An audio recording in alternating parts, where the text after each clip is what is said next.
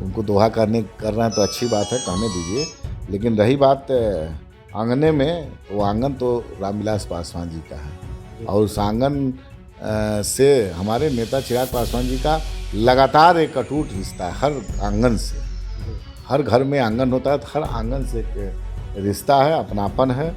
उस रिश्ता को बरकरार रखे हैं और हम लोग बार बार गठबंधन धर्म की मर्यादा में बात करते हैं। अब उनको कहना है, कहने दीजिए।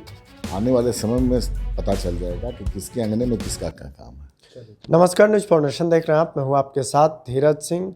लोजपा रामविलास की ओर से 11 लोकसभा सीट पर पार्टी प्रभारियों का ऐलान किया गया। हमारे साथ है बिहार प्रदेश अध्यक्ष राजू तिवारी जी। सर, आप लोग की ओर से कल जो 11 लोकसभा सीट पर जो प्रभारी का ऐलान किया गया है, ये किस बात का संकेत दे रहा है सर? नहीं, संकेत क्या है, हमारी तैयारी चुनाव की चल रही है। हम 40 सीट पे तो हमारी तैयारी है। आप देखे होंगे संकल्प यात्रा में हम लोगों ने बूथ स्तर तक काम किया है और लोकसभा के चुनाव में कुछ रणनीति के तहत मान लीजिए हम लोग 11 सीट पे अपना प्रभारी नियुक्त किए हैं। वहाँ पुनः फिर से चुनावी जो बात संगठन की ही बात होती है ना, तो संगठन की वहाँ एक बार फिर से हम अपने प्रभारी लोकसभा के माध्यम से पूरी रणनीति और सर्वे पे पूरा संगठन पे हम लोग विस्तृत ब्यौरा मांगे हैं जी। तो अभी 11 लोकसभा सीट पर ऐलान किया गया, क्या आने वाले समय में और भी कई सीटों पर ऐलान किया जा सकता है? चूँकि आप बोल रहे हैं कि 40 सीट पर तैयार। ऐलान का मतलब लड़ना नहीं होता है। जी ऐलान हुआ है हमारा। देखिए, अगर किसी गठबंधन में भी आप रहते हैं तो आपके पास संगठन, आपके पास कार्यकर्ता जब है तो उसको कहीं न कहीं से एक संदेश देना चाहते हैं कि भाई हम इस गठबंधन में चुनाव लड़ेंगे और किसी गठबंधन में किसी भी प्रत्याशी होगा जो हम लोग के गठबंधन का, एनडीए का, उसमें हम लोग बढ़ चढ़ के हिस्सा लेंगे हमारे कार्यकर्ता। इसी रणनीति के तहत ये भी एक हम लोग रखे हैं अपनी 11, जिसमें 6 पुरानी है और 5 और हम लोग रखे हैं। उसमें अपना काम हमारे प्रभारी लोग करेंगे लोकसभा के जो। जी। आपके एनडीए में अब नीतीश कुमार नए फिर से वापसी की है, उन्होंने की है।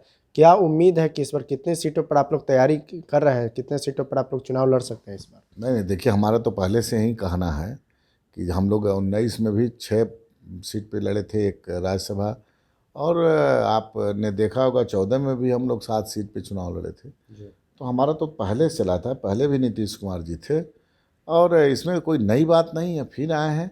अब देखिए, बड़े नेताओं के बीच बैठ के बात होगी। हमको प्रदेश में जो जिम्मेदारी मिलती है उसके तहत हम अपना काम करते हैं।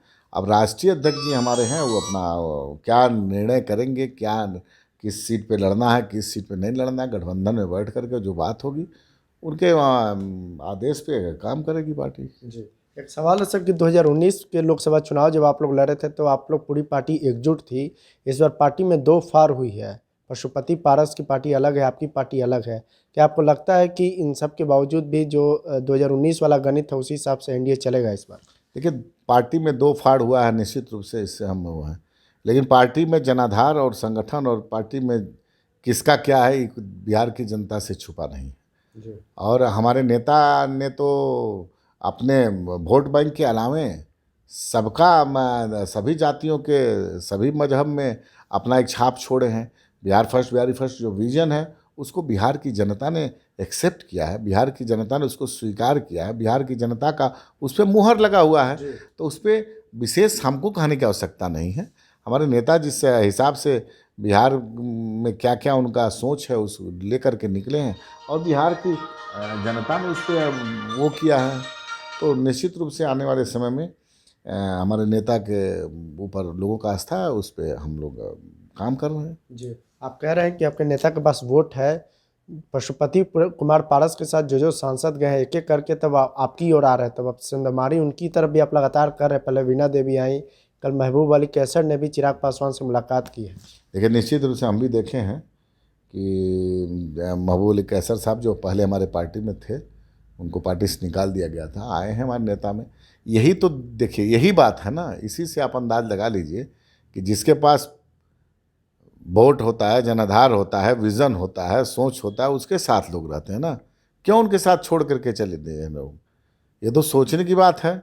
और हमारे नेता के पास आए हैं, मिले हैं।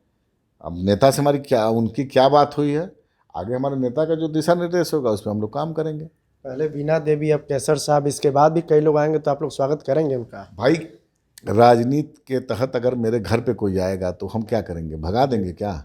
आए हैं, नेता से मेरे मिले हैं, बिहारी फर्स्ट में जैसा कि हमको पता चला है आस्था व्यक्त की है, नेता के नेतृत्व में आस्था व्यक्त किए हैं लोग। अब इस पर निर्णय हमारे यहाँ नेता करते हैं ना। मान लीजिए एक समय था कि आप देखा होगा जब पार्टी टूटी तो पार्टी से इन लोगों को बहुत हम लोग निकाल भी दिए थे पार्टी से। अब आ रहे हैं, नेता के नेतृत्व में आस्था व्यक्त कर रहे हैं, अब नेता का जो आदेश होगा उसको पालन किया जाएगा। आखिर में एक सवाल है कि पशुपति कुमार पारस से जब भी हाजीपुर को लेकर पूछा जाता है तो वो तो चिराग पासवान पर कहते हैं कि मेरे अंगने में तुम्हारा क्या काम है। उनको दोहा कर रहे हैं तो अच्छी बात है, कहने दीजिए। लेकिन रही बात आंगने में, तो आंगन तो रामविलास पासवान जी का है और उस आंगन से हमारे नेता चिराग पासवान जी का लगातार एक अटूट रिश्ता है हर आंगन से। हर घर में आंगन होता है तो हर आंगन से एक रिश्ता है, अपनापन है, उस रिश्ता को बरकरार रखे हैं। और हम लोग बार बार गठबंधन धर्म की मर्यादा में बात करते हैं। अब उनको कहना है, कहने दीजिए, आने वाले समय में पता चल जाएगा कि किसके अंगने में किसका क्या काम है। चलिए, तो बहुत बहुत धन्यवाद। ये एलजेपी रामविलास के बिहार प्रदेश अध्यक्ष राजू तिवारी। दिल्ली से न्यूज़ फॉर नेशन के लिए मैं धीरज सिंह।